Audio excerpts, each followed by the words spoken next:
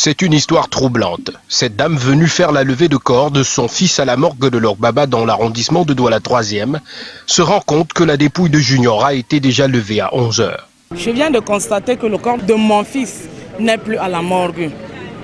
Bon, les morgués me disent que le corps, et on a sorti les corps depuis le matin. Une source dévoile que c'est le grand-père du défunt ainsi que le frère aîné de sa mère qui sont venus à deux faire cette levée à 11 h. Le 27 d'abord, j'arrive à la maison.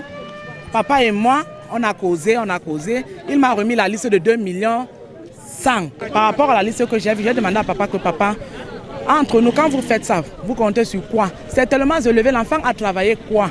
Quand toi tu portes l'enfant pour amener au village, tu ne nous as pas montré la route qui va au village. C'est quand maman est décédée en 2004 que tu nous as montré, tout le monde a pris la route du village, on a connu la route du village. Maintenant mon enfant meurt, donc vous avez déjà établi un programme, quand je viens je trouve. C'est l'enfant que vous amenez au village. Moi je ne suis donc pas d'accord. Paul Junior est décédé le 20 décembre 2020 après avoir bu une bouteille de pastis d'après les dires dans un défi lancé avec ses amis. Il vivait avec son grand-père et sa mère mariée à un autre homme réside à Edea. L'enfant amené par les voisins dans un coma éthylique chez son grand-père et abandonné à lui-même. Il passe la nuit sans soin et rend l'âme le lendemain.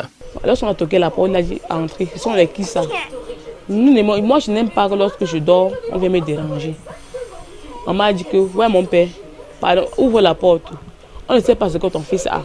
Lorsqu'il a ouvert la porte, il a dit que je ne l'ai pas envoyé quelque part. S'il veut mourir, me mettez-le là-bas. Plus marrant est que lorsqu'il a dit ça, il est entré, il a fermé la porte. Pendant son admission à la morgue, ce voisin, encore chez lui, est étonné de voir Junior qui est annoncé mort. Il sort son téléphone et appelle la maman de Junior qui lui fait savoir qu'effectivement, ils sont à la morgue de leur baba où le corps est admis.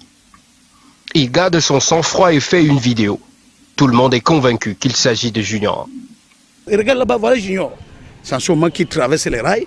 Il nous tourne le dos, il s'arrête un moment. On l'appelle Junior, Junior, Junior. Il ne se retourne pas. Il traverse la route de l'autre côté, il traverse le goudron.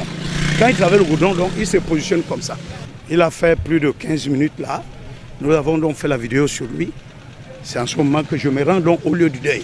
Arrivé là, j'ai dit à sa maman que je viens de vivre un fait et je ne sais pas. Au moment où je t'appelais, tu m'as rassuré que vous êtes en train de mettre le corps à la mort. J'ai vu Junior surgir là où vous habitiez avant. La vidéo s'arrête à un moment. Nous demandons la suite qui n'a pas été filmée.